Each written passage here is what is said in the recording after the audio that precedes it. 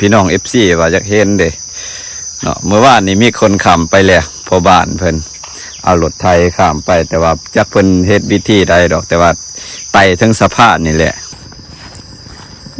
ผักแว่นบันไดหัก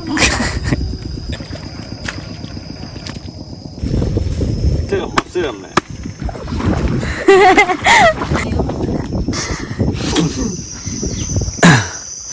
โอ้เบิ่งเมื่อวานนี่พอบ้านเพิ่นเอารถขำไปแล้วพี่น้องเอ้ยเสียดายแต่ว่าเฮาบ่ได้เห็นเพิ่นตอนเพิ่นเอารถขำพี่น้อง FC ว่าอยากเห็นเด้เนาะเมื่อวานนี้มีคนขำไปแล้วพอบ้านเพิ่นเอารถไทยข้ามไปแต่ว่าจักเพิ่นเฮ็ดวิธีใดดอกแต่ว่าไต่ทั้งสะพานนี่แหละเมื่อวานเนี่ยบ่เงินอยู่หน้าพอดีเห็นเพิ่นมาหอดหน้าก่อนก็บ่เห็นเพิ่นตอนเพิ่นข้ามไปย่างไปได้ขึ้นสบายดีพ่อแม่พี่น้องเบิดสุขุสุขคนเด้อพี่น้องเอ้ยไปย่างไปก่อนขึ้นนี่มื้อนี้มาไห้มาหน้าคือเก่าสิมาเฮ็ดล้อมหัวไหหน้าตะกร้านะพี่น้องพอดี2 มื้อก่อน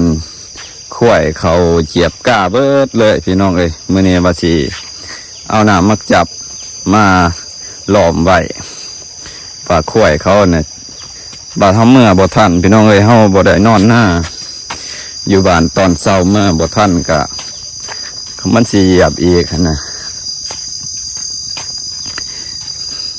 เมื่อไอ้น้ำงัวข้วยผู้อื่นน้ำงัวข้วยคนในบ้านนี่แหละบ่รักษาปล่อยปะละเลยเจ้าของนั่งอยู่สบายบัดหมู่ตินั่งเฝ้านอนเฝ้ากะเบิดมือเบิดเวทเสียงรถพยาบาลเพิ่นโอ้ว่าสิได้เห็นคนแรกอะไรบ่ได้เห็นคนแรกเอารถขำไปก็รถพ่อใหญ่บ้านเพิ่นพุ่นแหละหน้าเพิ่นอยู่พุ่นอยู่ใต้พุ่นเกินขากล่อง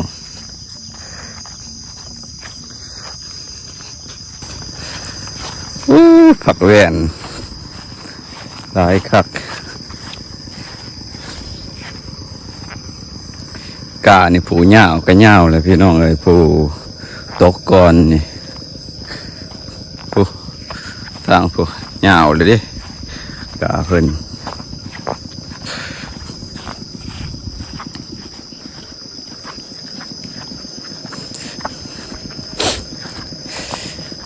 ก็อีกบ่ดนพี่น้องก็สิได้ดำไหดำหน้าเลยผู้ไทยกับไทยทางเฮานี่บ่ทันได้ไทยหุดซ้ำอันนี้ทางพี่เจดวนเพิ่นหุดไทยหุดอยู่แต่ว่านัดสิแล้วอยู่มื้อนี้เพิ่นหุด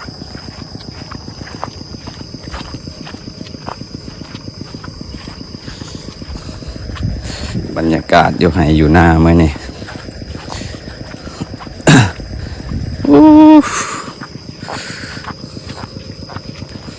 ยากพี่น้องแต่ละปีวนแต่น้ำข้วยผู้อื่น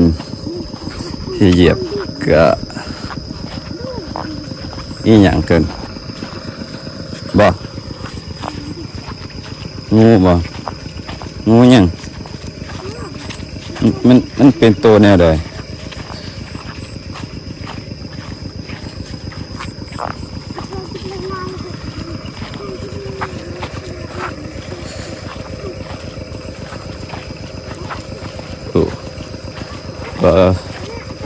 พ่อใหญ่จะเฮ็ดห้าวเบิดเลยได้หันพ่อใหญ่จะเฮ็ดห้าวเบิดเลยพูดหลักหัวอ้อมเบิด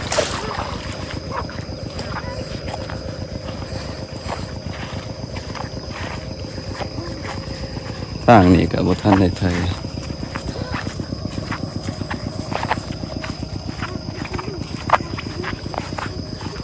โอ้เพิ่นอันเริ่มหุดแล้วบอกไอ้เอ็นง่ายซักเมื่อวานเนี่ยเพิ่นหุดแล้วเลยเมื่อเดียวเพิ่นหุดเมื่อวานนี่ เอาน้ำบ่ร้ายกะสูงสุด2 มื้ออะไรพุดแต่ว่าทั้งฝั่งเจด้วนเป็นนี่ก็3 มื้อนี่แหละเดิเป็นบกคุ้มเบิดมื้อ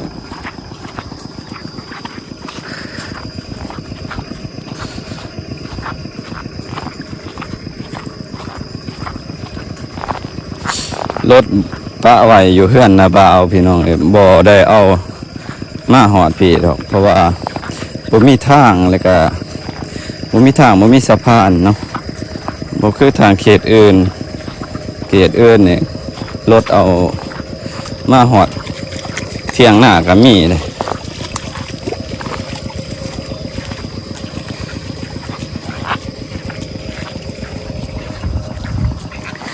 ไถแล้วเพิ่นฮุดแล้วเพิ่นใหญ่น้ำก็บ่หลายนี่แหละหอดเลยหอดเที่ยงให้เที่ยงหน้าโถเพิ่นหลอมหัวจังสี่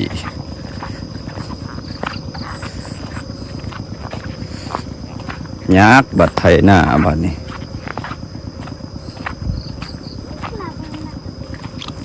ย่างเบิดไปจังใดบัดนี้โอ้ขนาดเป็นใส่หลักทีขนาดพูดแหละหน้ามักจับอยู่ปลายหน้าพูด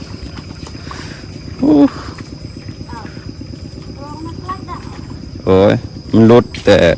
มันหักแต่ว่าไปเอาออกเลยนี่แหละเถียงหน้า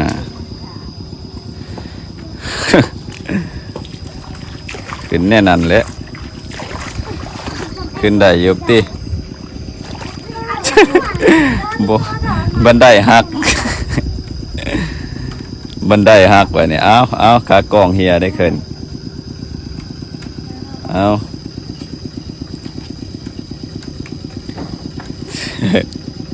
เขินวันนี้เอา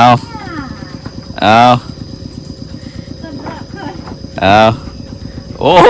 ก่าวค่ะเอาครับแม่เกิน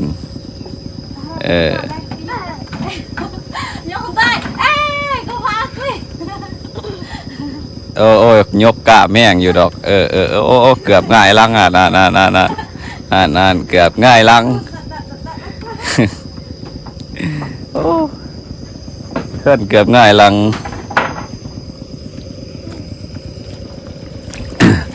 เดี๋ยวเมื่อวานเมื่อเสิร์นี่เหยียบแถวนั้นแหละเหยียบกานะ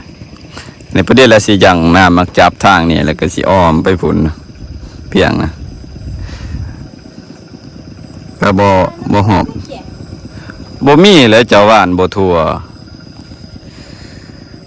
ก็แน่ว่าเขาไล่ให้แล้วพี่น้องปกตินะบ่มีข่อยพุ่นแหละข่อยพุ่นนะอยู่เฮือนฝากเบื้องนั้นพุ่นโอ้น้ำมักจับแล้วก็เอาปะอยู่ผุนเบิดซองโขงลงมาแล้วจะยังน้ำมักจับได้ครับก่อนจะหาใหม่ที่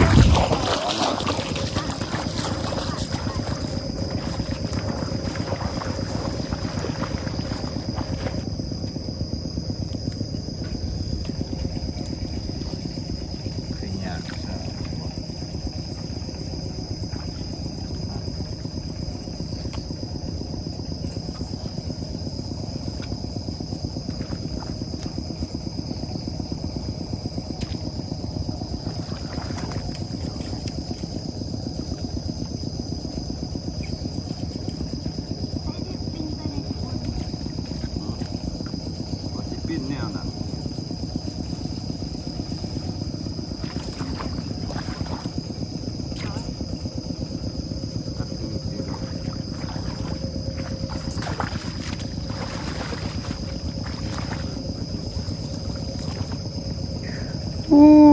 แดดหอนอบเอาพี่น้องตอกตะปูบ่ท่านแล้วสำได้ดีน้องเคียงเป็นไปหาหน่อไม้เสาร์มื้อนี้หาหน่อไม้กินเที่ยงได้เยอะบ่บ่มีบ่มันบ่มี แดดฮ้อนอบเอาพี่น้องตอนแรกจังสีเฮ็ดต่อนะ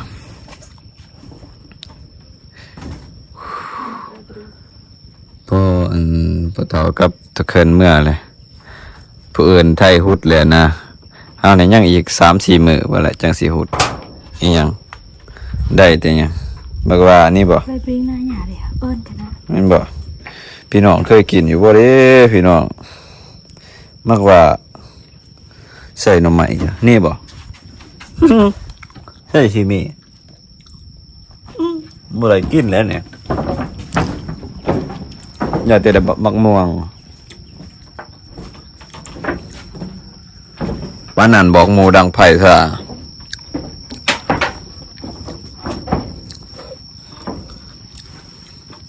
ดังนั้นเจด้วนมันก็ฮุดเบิดเลยไปโอ้ยเบิดเลยเนี่ยโอ้พี่น้องไอ้แดดร้อนแห้งอบอ้าวนะมื้อนี้เฮ้ยตอนเฮ็ดก็เลยบ่ได้ถ่ายให้พี่ให้น้องได้เบิ่งได้ชมมันยากบ่อนเฮาอันนั้นนี่มักจับมันบ่มีคนถ่ายแล้วก็บ่มีคนจับกล้องให้ถือกล้องให้อันนี้ตอนแรกนี่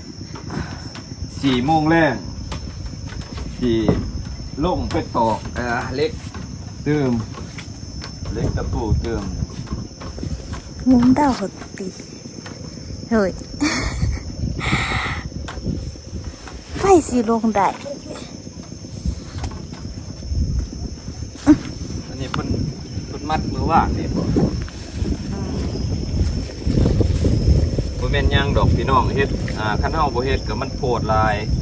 มันบ่มีแนวบังแนวกันเลยนะ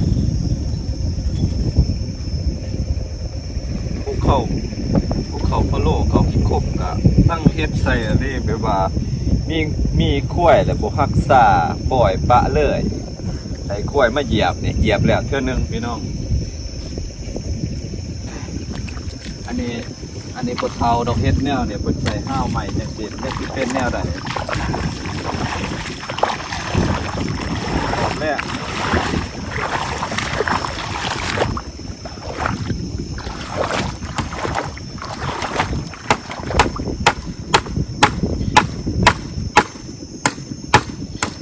ตอกพอให้มันกันไว้จักหน่อยแต่ว่ามันยากบ่เท่าสิไถหน้านี่สุดยากเลยมันเอะกะเฮาเวลาเฮาไถ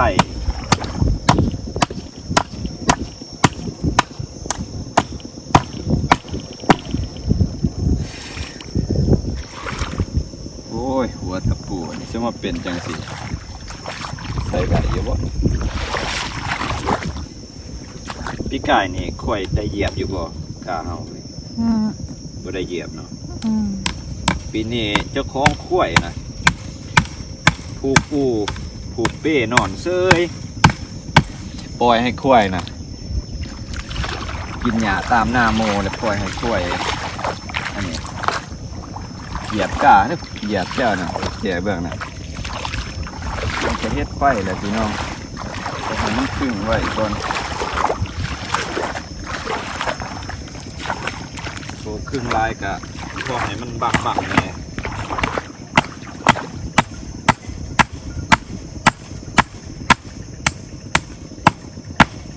คันมันบ่มีอะไรบัดกาเหย้าบัดเฮามาบ่ทันยามเช้าบ่สิมาแต่บ้านเพราะว่าเฮาก็บ่ได้อยู่หน้าเด้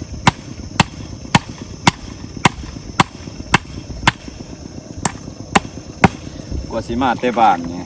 6 โมงนี่ข้วยเขาปล่อยเลยบ่ทัน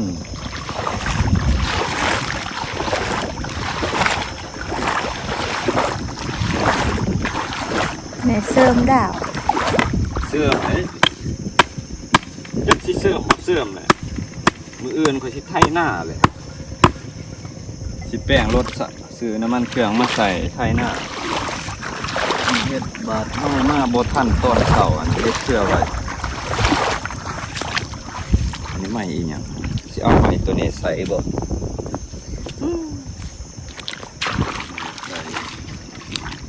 อันนี้บ่ละกลัวซะสิเฮ็ดเบิ่ง บิ่งเด้อสีเด้อแล้วขวดมันเด้อมีแต่แนวคักอันนี้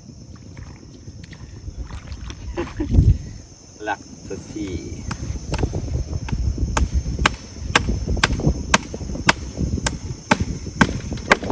โอ้มันครึ่งไว้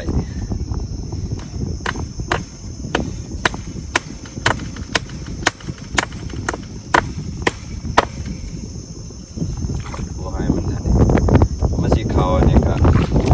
บางทีถ้ามันมาแล้วมันสีลบขึ้นมันสีเห็นเด็กมันจับมันใจแท้กับโบจักเฮ็ดดอกมันกะเวลาเลี้ยวรถไทยน่ะมันเกะกะมันหยาบเดี๋ยวก็จะเป็นต้องไปเฮ็ด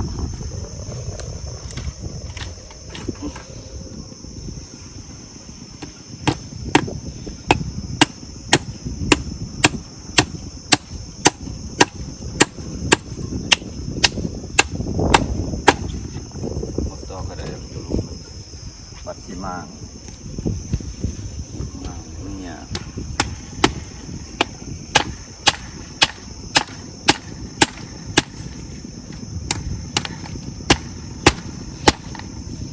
สิมางมันอยากให้สีได้มางออกเอง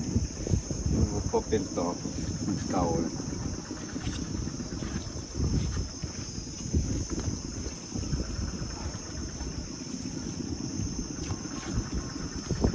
สมคัญกว่าแต่บ่ได้สักว่า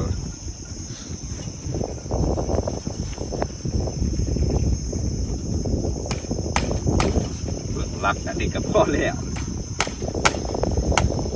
หลักตีกเลยสิเป็นบ่หลักอัน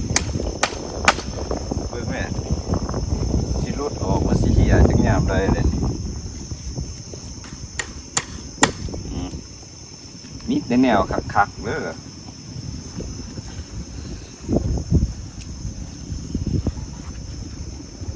จะมาหยาบดีว่า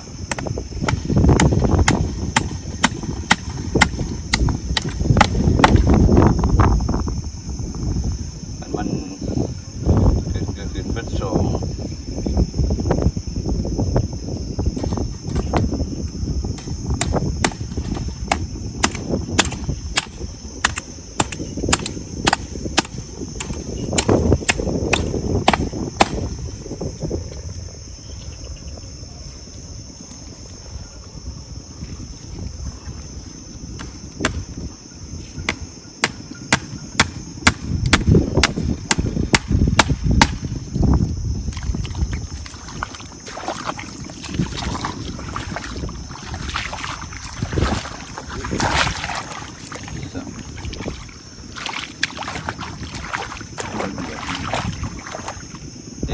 เหยียบเขามาทางนี่โง่มาดิไอ้เนี่ยว่ามีพี่น้องเป็นอยู่หน้าเนี่ยเป็นไหลให้อันเพิ่นบ่ไหลก่อนเนี่ยทั่วให้หน้าตะกร้าแต่มันสิย่างไปนี่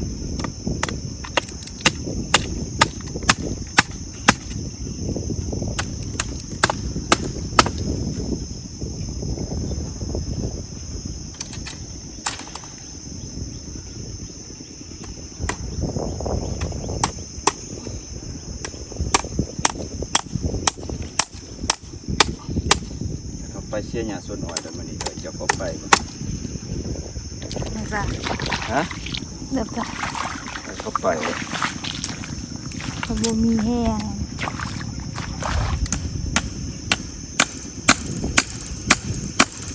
อยู่อยากไปบ่หรือว่าบ่มีแอร์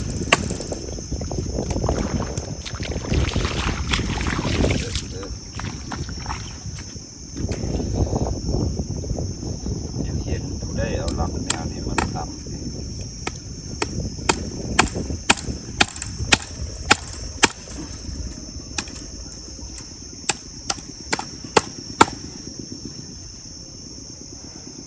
ปีนี้ไทยหน้าไปหยากไปหยากไล่ก่อน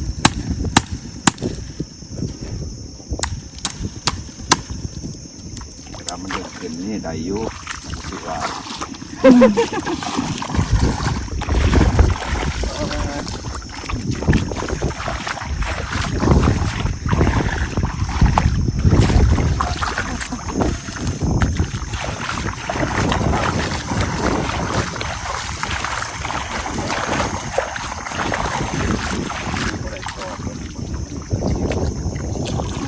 วกเซย มีหมวกปะ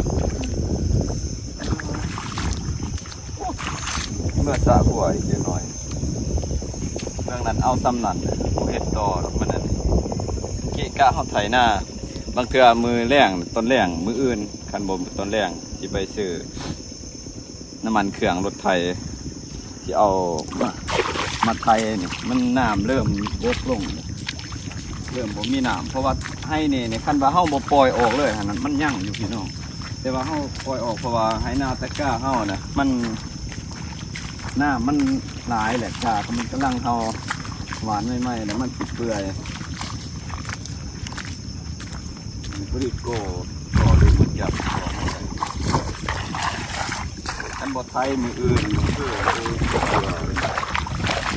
เป็นกระเบน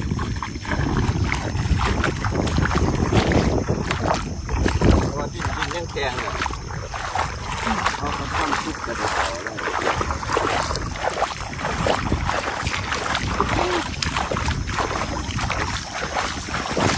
ต่างนี้นะเราเริ่มไทยเลยม่วงสุกคือว่าลายอยู่แต่ว่าบุญอยากขึ้นได้ เอ๊ะจักเอ๊ะรู้ตามตัว นี่บ่ นวดมากใหม่ๆบ่แม่นนวดใหม่เลยใหม่อยู่ลายเพราะว่ากินคู่มือเนาะเนื้อมันให้พี่น้องแต่ว่ามันแต่ว่าเขากินคู่มือแล้วมองเห็นคู่มือแต่บ่อยากปันใด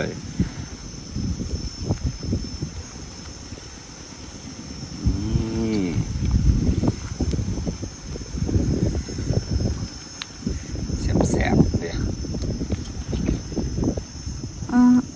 เนื้อแน่นๆปะ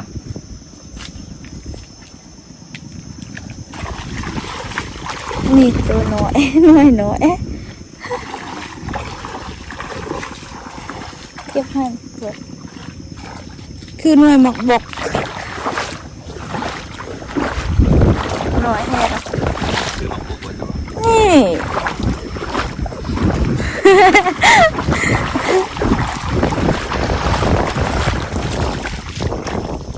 ได้เขาละ นี่มันคือสิบ่ตายเนาะ มันตายปุ๊บ ตายบ่บนแจนสะออกนี่คือบ่สะออกสะสัวข้าวเหมือนน้ำมาขึ้นเต็มขึ้นนี่ก็แนวนี้นี่อันนี้ไทยมือนี่แปลว่าเฮาไทยน่ะนาบ่ทันได้หุดไทยหุดเลยแล้วก็ค้นเลยแล้วก็ขาดเลยหวานเลยมีหญ้าอิหยังเนี่ยถ้าเบิ่งว่ามันสิเป็นแนวใดก็บ่าวสีเพิ่นไทยขาดเลย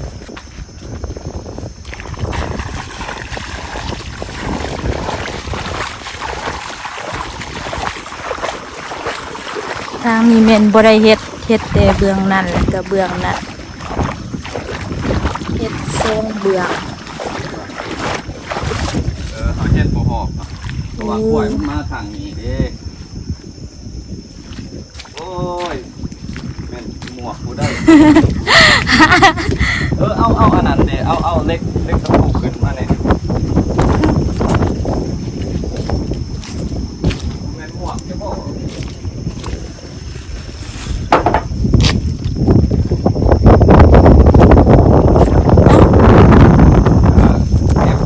เก็บคืนนะเหยียบ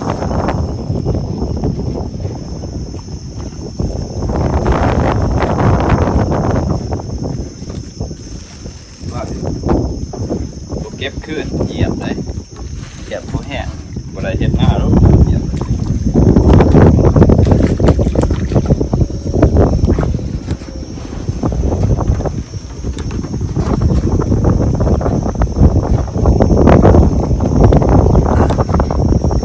ตกเหือนจักดีอ้าว ก็อยู่หน้าเลยตะปูนเอามาบาดเพราะว่า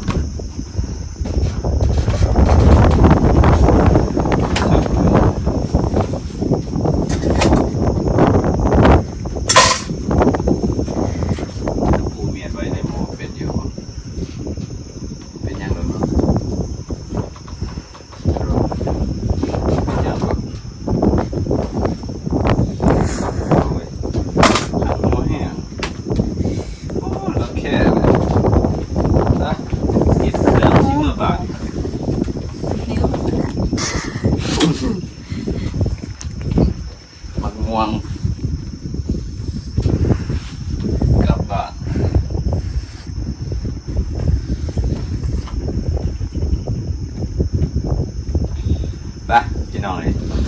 นี้ก็ประมาณนี้เนาะก็มื้อนี้บ่มีหยังหลายมีแต่มาเฮ็ดเวียกให้เวียกหน้าแหละก็ช่วงนี้บ่ทันได้ไปทางใดเนาะก็มีแต่เวียกครอบครัวเพราะว่าอาชีพเฮาก็ลูกสาวให้สาวหน้าพ่อแม่พาเฮ็ดตั้งแต่น้อยจนใหญ่พี่น้องบ่มีว่าสิคือผู้อื่นนะเนาะทางนี้มีแต่คนเรียนบ่จบเรียนมาหน่อยมีแต่อาชีพสาวให้สาวหน้าเนาะจังได๋ก็ฝากเป็นกำลังใจให้บ่เงินนำได้เด้อพ่อแม่พี่น้องเนาะ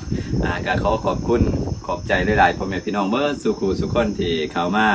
ติดตามรับเบิ่งรับชมและกดไลค์กดแชร์เป็นกำลังใจให้บ่เงินมาตลอดน้องบ่เงินขออวยพรใส่ให้พ่อแม่พี่น้องเบิดสุขุสุขคนขอให้สุขภาพแข็งแรงเด้อพี่น้องเด้อบ่ว่าจะเป็นพี่น้องทางภายในและก็ต่างประเทศขอให้สุขภาพแข็งแรงร่ำรวยเบิดสุขุสุขคนพี่น้องคลิปนี้จบเพียงสำนี้พี่น้องขอบใจหลายๆบ๊ายบาย